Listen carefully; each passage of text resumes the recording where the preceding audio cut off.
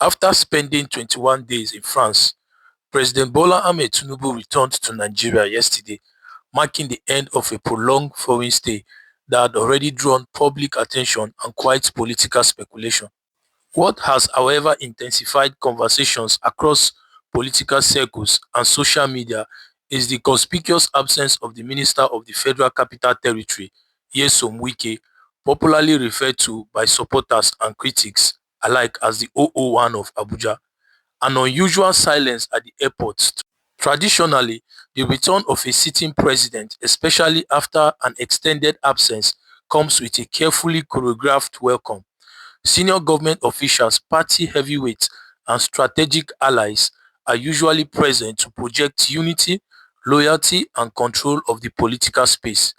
In this instance, while other officials were visible, Wike, arguably one of the most vocal and influential figures in Tinubu political coalition, was nowhere to be seen.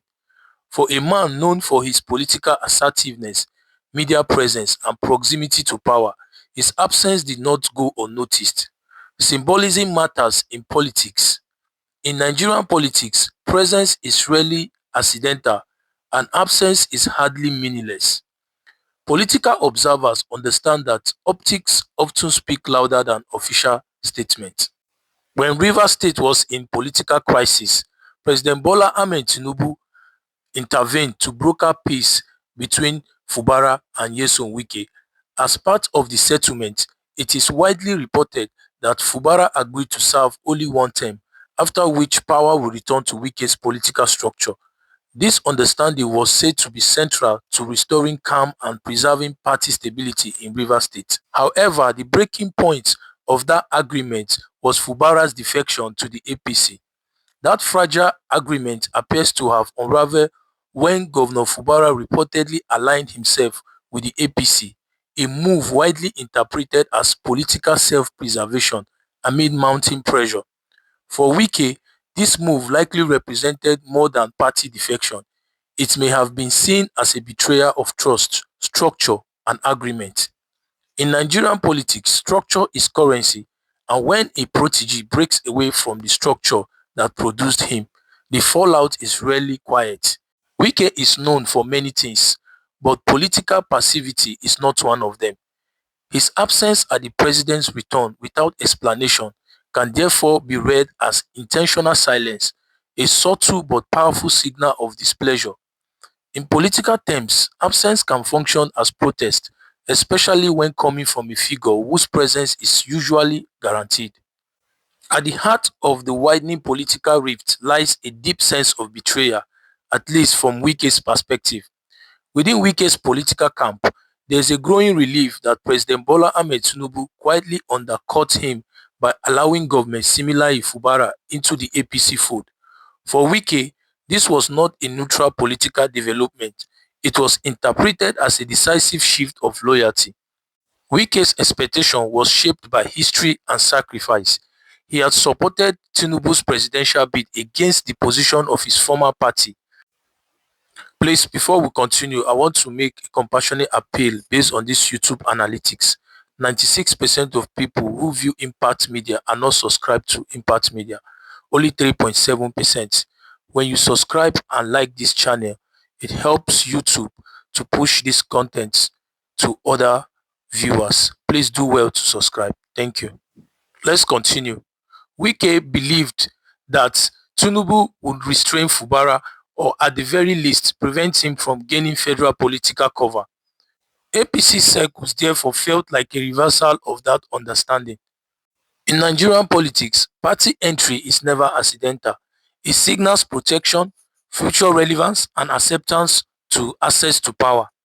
By finding space within the APC, Fubara weakened Wike's leverage over him and neutralized his impeachment threat. He also strategically repositioned himself as a federally aligned governor. To Wike, this looked less like political inclusion and more like Tinubu choosing stability with Fubara over loyalty to him. From the president's standpoint, allowing Fubara into the APC ecosystem could be read as a pragmatic move, one aimed at stabilizing Rivers State, expanding party influence and preventing prolonged crisis in the state. But politics is not only about logic, it is about perception. And the perception within Wike's circle is that Tinubu tilted the balance, effectively signaling that Fubara had federal backing to resist his former political benefactor.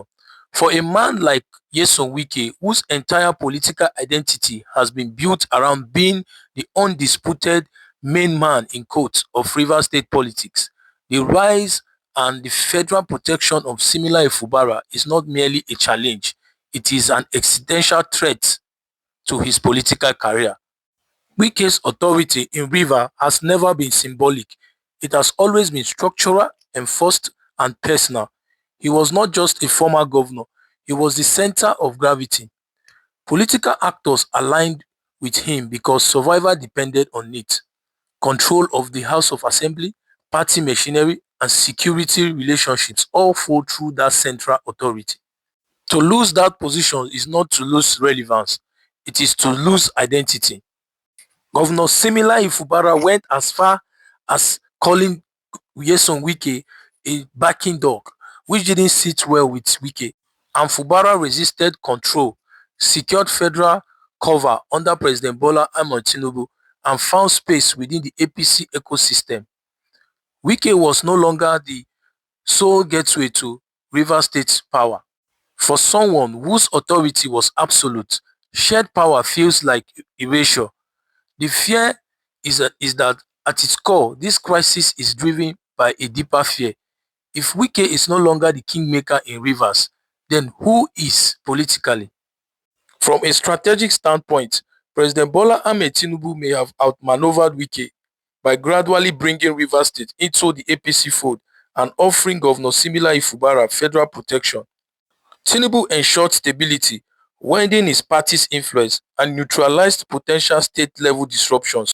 Politically, it is textbook strategy: align local power with federal authority and prevent conflict, and secure long-term loyalty. But for Wike, this is not just a matter of strategy or governance, it is about respect. Wike's political perception is rooted in being recognized as the central figure in Rivers politics. Authority, recognition, and deference are not pegs, they are the foundation of his identity. From Wike's perspective, allowing Fubara space and cover signals that his influence can be overridden.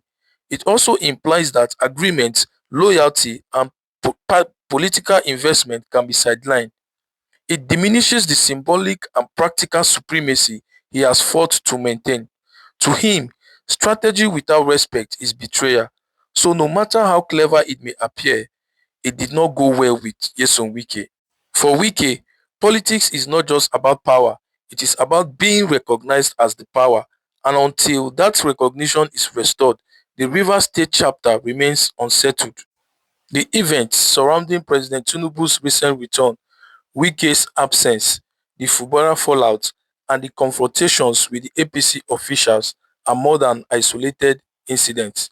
They are the latest chapter in a high-stakes struggle over power, identity, and respect. For Nyesom Wike, politics is personal.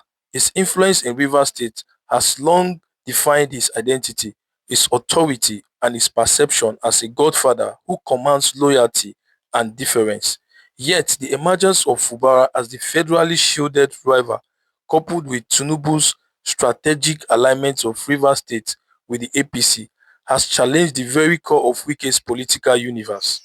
While Tinubu may have outplayed Wike tactically using federal power to stabilize alliances and secure party dominance, Wike measures political victory differently.